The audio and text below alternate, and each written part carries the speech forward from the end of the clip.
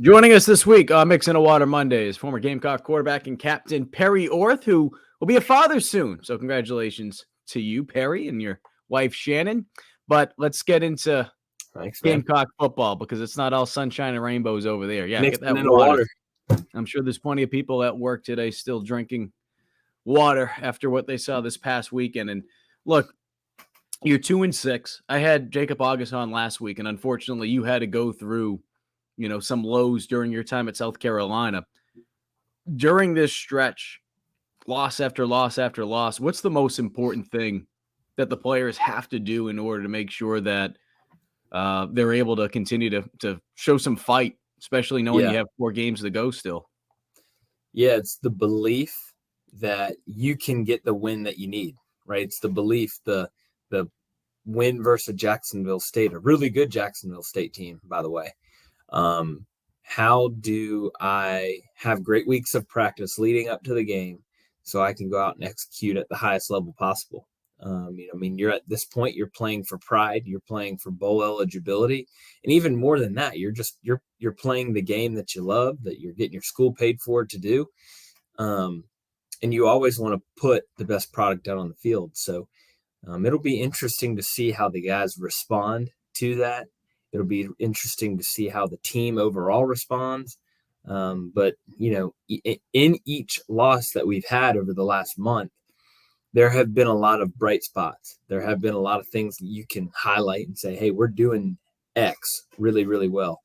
And I think finally getting they're really good, but a lesser opponent will hopefully allow us to get some breathing room, get into our rhythm, win this one, get some confidence for the last 3, which, we have to win out if we want to make a bowl. And by the way, the last 3 are all very winnable games. You look at Vanderbilt is bottom tier of the conference, Kentucky's mid-tier, and Clemson's struggling right now as well. So you look at the remaining games, and it can be done. And we've played well at home. We play well in November under Coach Beamer. So we just got to go out there and do it. He mentioned some of the good. And trust me, if you're not familiar with the post-game shows or some of the things that we've been talking about on Gamecock Central, we're not sugarcoating stuff. We've shed light on plenty of the negative, and we'll get into some of the negative in just a little bit. But since it's Monday, trying to uplift people a little bit, Perry, you mentioned there's been some good things that you've noticed. What are some of those good things that you could hit upon? Well, let's look back to last week's game. Not only we'll touch on some of the key players, but I didn't think that we fought from start to finish. We played, we battled, we contested. It was 24-17 at one point. Just scrapping and clawing, playing on the road to Texas A&M is a difficult place to play.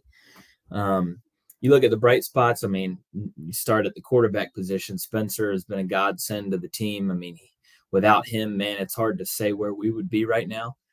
He's playing great football. It was great to see Nick Harbor out there. I know he dropped a ball in the first quarter, but everybody uplifted him. He came back and finished with a really strong game. Defensively, they're getting better. They're really getting settled in.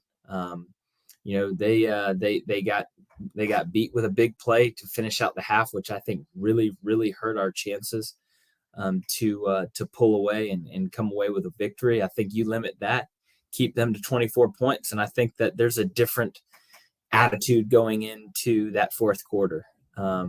Defensively, they're starting to look better.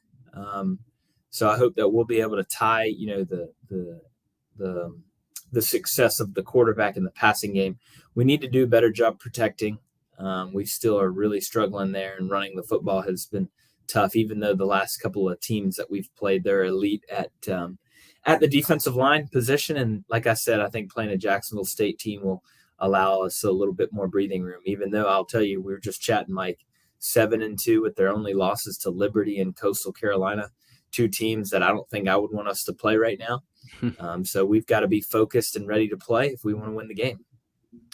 You mentioned just the defenses that South Carolina has gone up against, especially those defensive lines, Texas A&M going into the game, and now after the game, they remain number 1 in the country in sacks.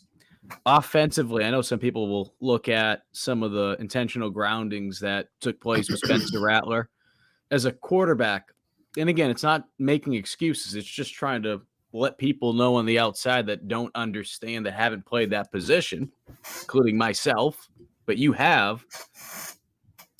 Beamer mentioned yesterday during his teleconference, the message going into the week for Spencer was not to take negative yards, right? Trying to Yep. find ways to either get the football away, do stuff like that. Yep. What did you notice from what Spencer was trying to do, what he maybe could have done a better job of, and what did you like? Again, some people will look at it and they'll just think it was just all negative, all bad, but I'm sure there's certain things that you notice as a former quarterback. Yeah, there were a couple times where he was pinned and he had nowhere to go, so he turned and launched it, right? So a couple times you can't get out of everything, but one thing I try to train my quarterbacks to do is, once you've hit the top of your drop and you're starting to get outside the pocket, go. Don't stop and try to come back across the field. A lot of times that doesn't work out well. Just stay out of the pocket. If nothing's there, either throw it away or run. The other thing is when you're at the top of your drop, I tell my guys, you want to work up into the pocket if possible. It's really challenging to set and then get outside just because of how fast and how talented and athletic those defensive ends are and outside linebackers at that level. It really puts a strain on not only your tackles, but it's hard to get out and around and then even make a play. And then, golly, if they grab you and then you got to chunk it out of bounds, but you're still technically in the pocket, now they can throw that intentional grounding flag.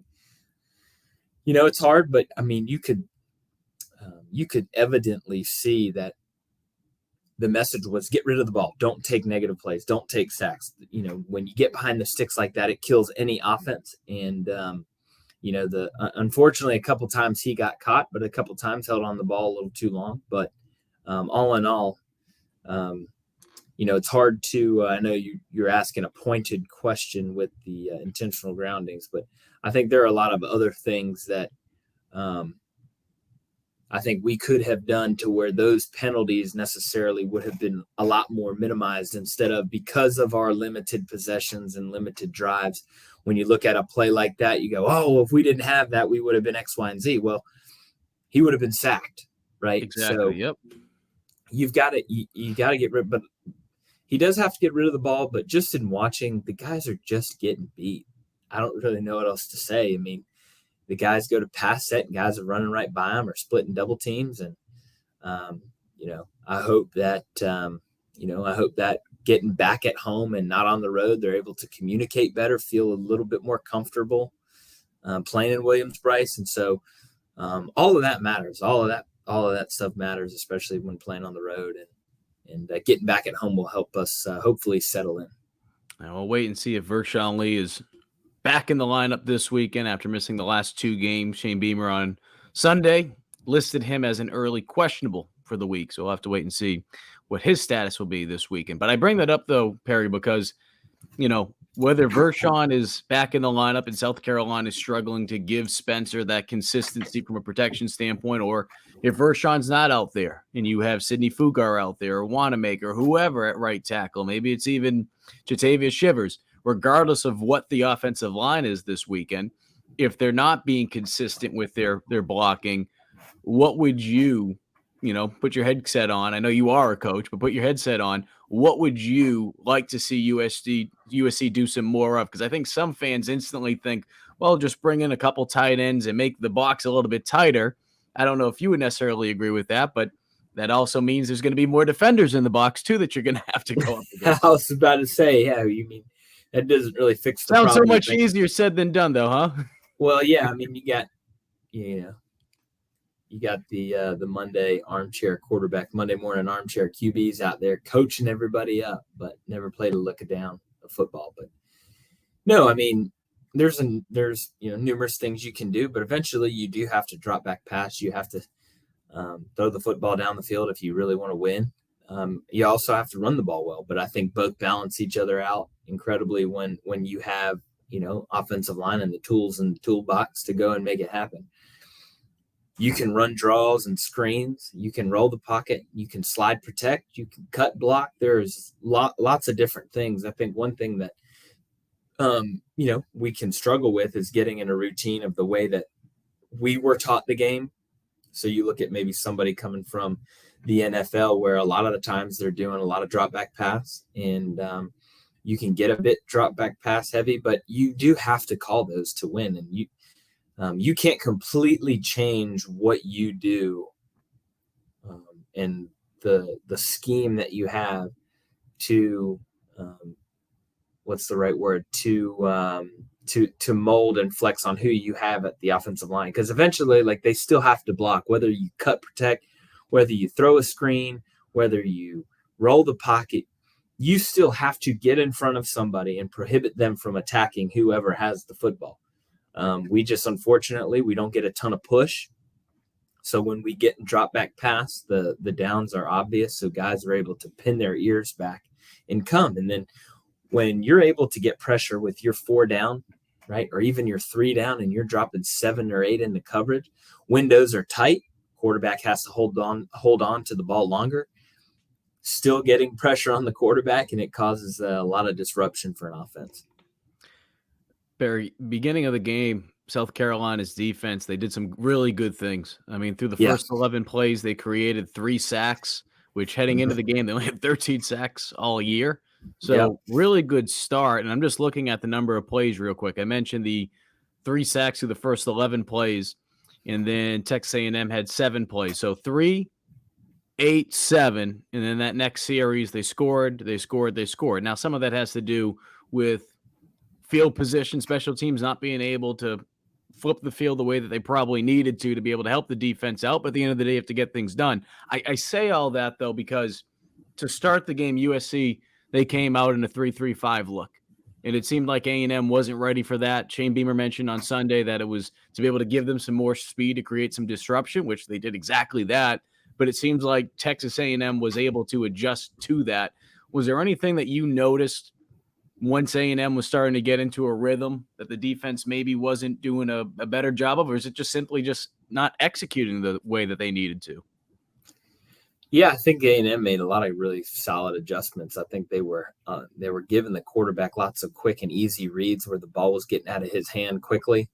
And, they weren't having crazy explosive runs, but they were efficient in what they were trying to do. And it was just kind of like death by 1,000 cuts, is that, you take that one, unless my memory is not being jogged correctly, you take that one big play at the end of half, and we really kept the ball in front of us the whole day. But Jimbo Fisher and Bobby Petrino are 2 of the best in the business, and they, slowly were able to chip away at our defense, and they really played into the limited depth that we do have. And, they just kept, we just never really settled in. We'd have a really couple good drives, and then they'd score. A couple good drives, and they'd score. And I know I've already harped on it once or twice, but you take away that big play there at the end of the half. And the other thing that's hurt our defense too is I think I don't know what the time of possession was in the first half offensively for us, but we defensively, we were out there for a good bit, and giving them the ball late in the first half where they were able to take that shot for the end zone. Clearly, as I've said, it came back to bite us. Yeah, that previous drive right before the 40-something, 42-yard score that you're mentioning right before the half, they were on the field for 10 plays, 48-yard drive, because, again, short field position, but they were on the field for 6 minutes, 19 seconds, and it was just chipping away. I do want to bring this up as we wrap things up. You enrolled at South Carolina and was part of the football team in 2013. So you were part of towards the end of that greatest span outside of the Black Magic year. And this weekend, South Carolina will honor the 2010 through 2013 teams. And you had an opportunity to play with some really talented guys. What made that time period so special? I know, again, USC right now, as Bill Parcells would say, you are what your record says you are. You're 2-6. However, and you mentioned this to me before we hopped on, you're still optimistic about the direction of where this program is headed. Mm-hmm. What did you learn from that time period, from that 2010 to 2013 period, that made that era so dominant for Gamecock football? You take away the obvious talent, right? There was clearly great players all over the field, but we competed against team with great players. Like, look at the conference you're in. The number one takeaway, and this goes for every athlete and every coach, it's so important, but it was the expectation to win every time you stepped on the field. That was one thing that I noticed with that team. And then fast forward a couple years later, we were going 500. I think, we 3-9. We really struggled. And the mindset of those teams we're the Gamecocks. We are South Carolina. We don't lose these type of games. We are going to go out and dominate this game from start to finish. And that was the mentality. I mean, you look back at that fantastic comeback we had in 13 at Missouri, where Connor came in and just played his butt off, and we came back and went into overtime and ended up winning that game. And there were some moments in that game where it looked like it was over, but we, just the fight and the belief and truly the expectation to win was what set the bar. And that was something that Coach Spurrier, he had going back to even his days at Duke in the late 80s. I mean, he just, every time he put that visor on and was on the sideline, his expectation was to win. And because of that, that trickled down into his staff and then into the players. And when you have the mental fortitude that I am going to win this game, I don't know how, I don't know who's going to make the big play to win, but it's going to happen. Good things happen. And that's the mentality that we need to embrace back if we ever want to reach those levels of success again. Perry Orth, once again, former Gamecock quarterback and captain, joining us this week on Mixing a Water Monday. Appreciate it, Perry. Yeah, man. Thanks for having me.